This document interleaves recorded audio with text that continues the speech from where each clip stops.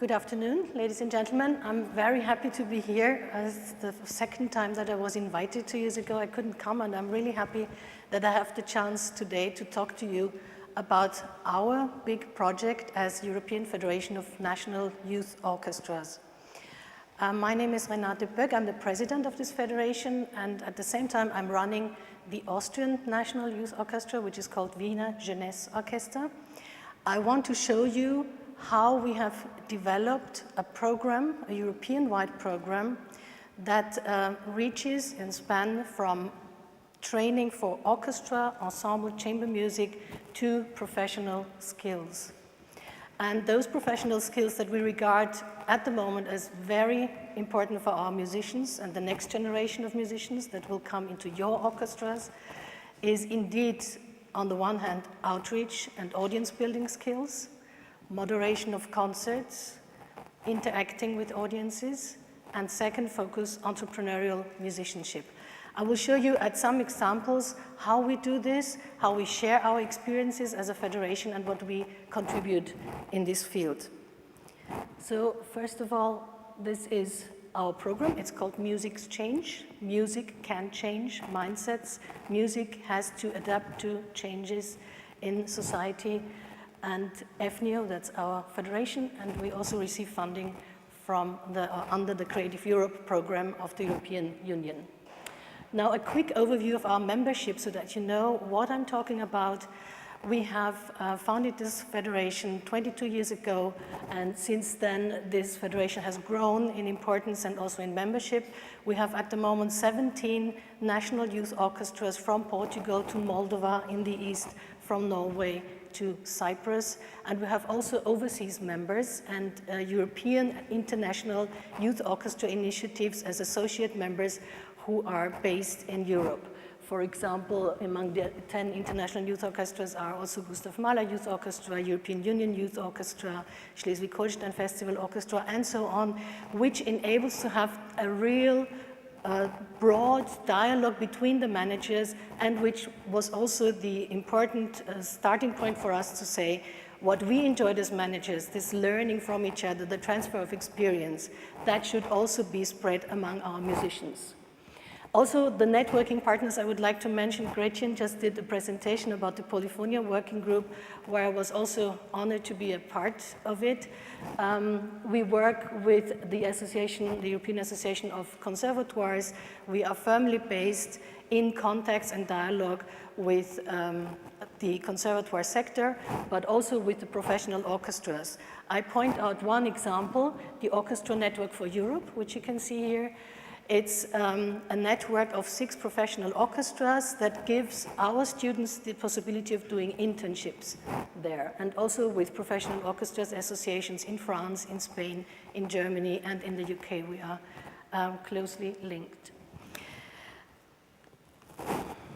So from this slide, I want to point out one thing. First of all, we are actually doing cooperation. It's not on paper. We're actually doing this day to day. And over spans of 2 or 3 years, we're making huge cooperation projects. We also nurture new youth orchestra initiatives. Oh, it's okay.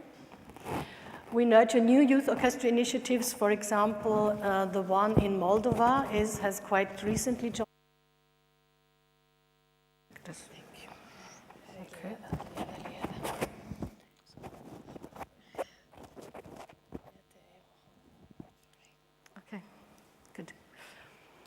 I'd like to cite Moldova as an example because it's a very young initiative with a strong string players tradition in Moldova and other deficits they have. They are really one of those young orchestras, like also in Turkey and in Cyprus and Romania, where they learn a lot from the experience of others.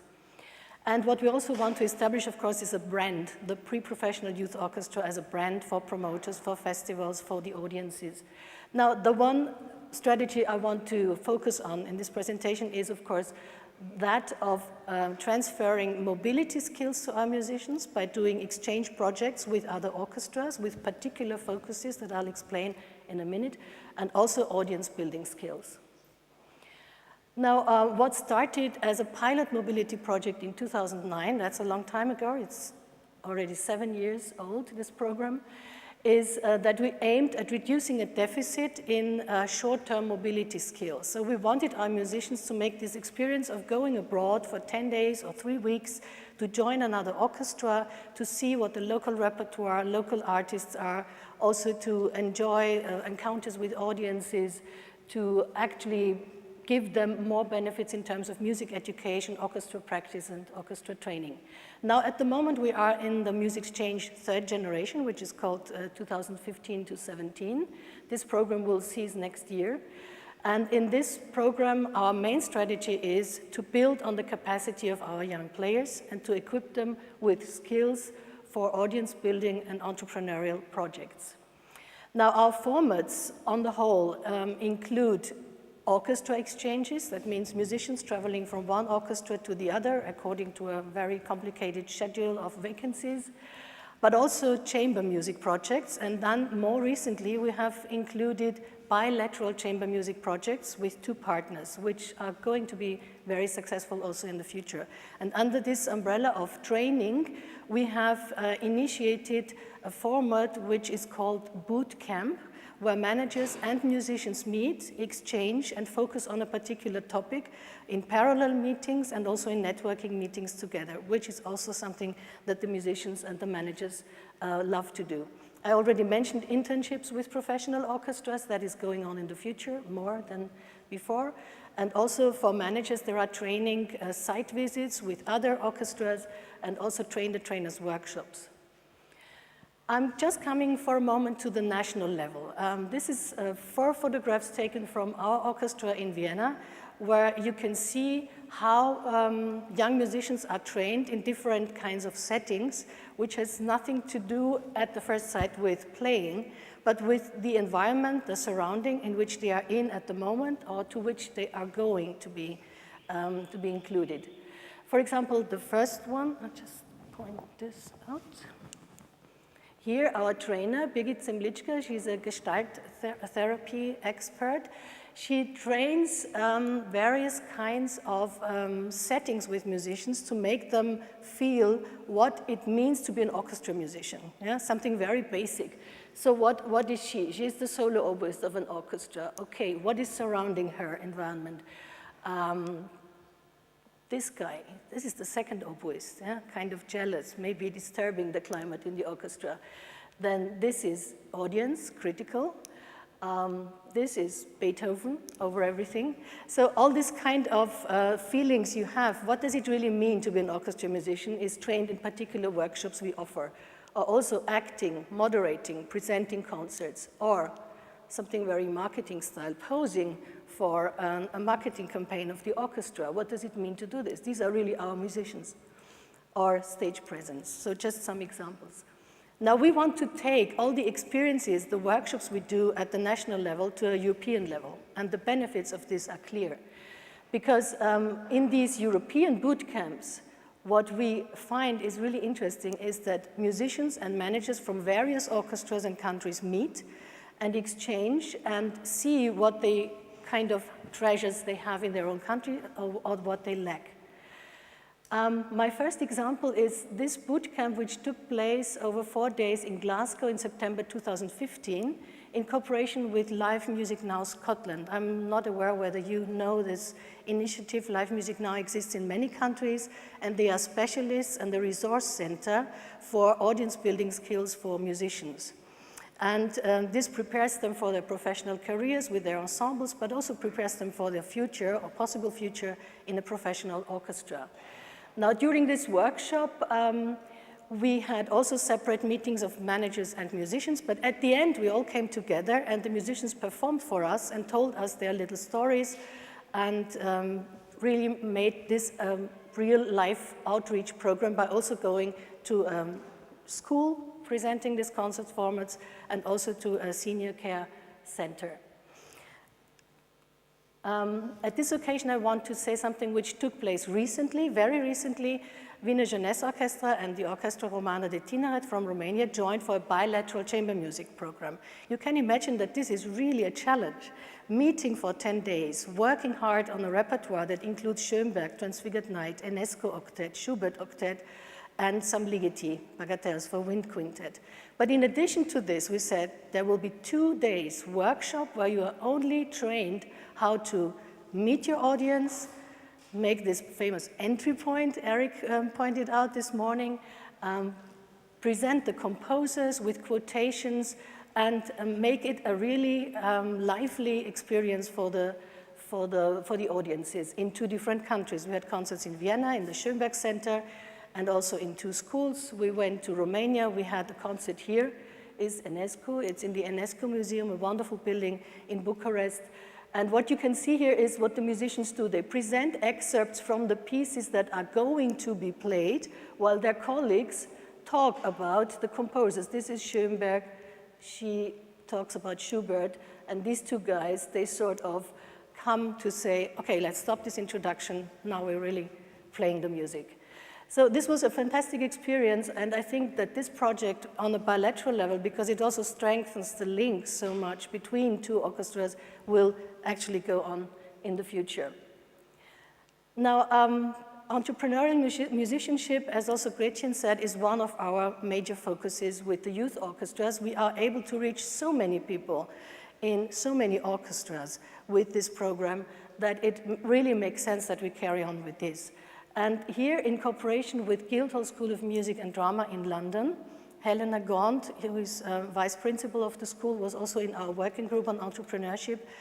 And she is really an expert and the head of a large center of resources on entrepreneurial skills. Guildhall School is running a scheme that is a 12-month course for postgraduate students on creative entrepreneurship.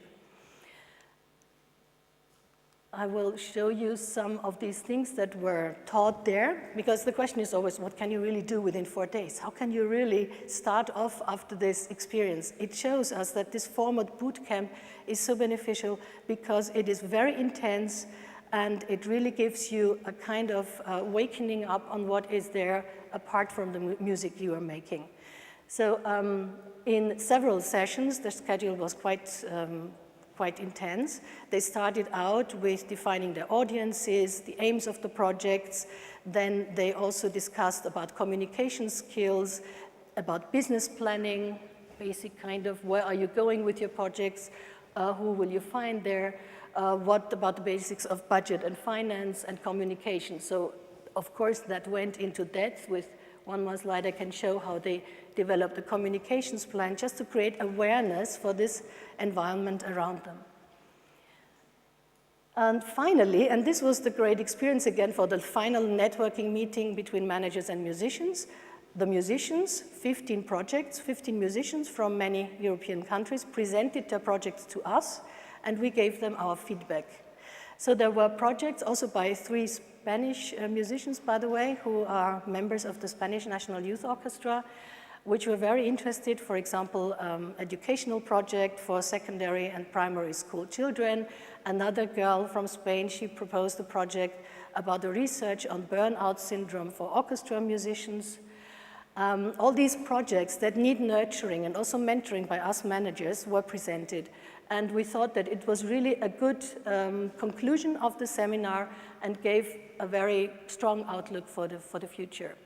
So this is how they were learning in one afternoon how to put together their small pitch presentation of not more than 5 minutes and which steps you need to take to arrive at a presentation that is really convincing for a possible investor. So finally, to round off the picture, I can show you how the program will go on in the future.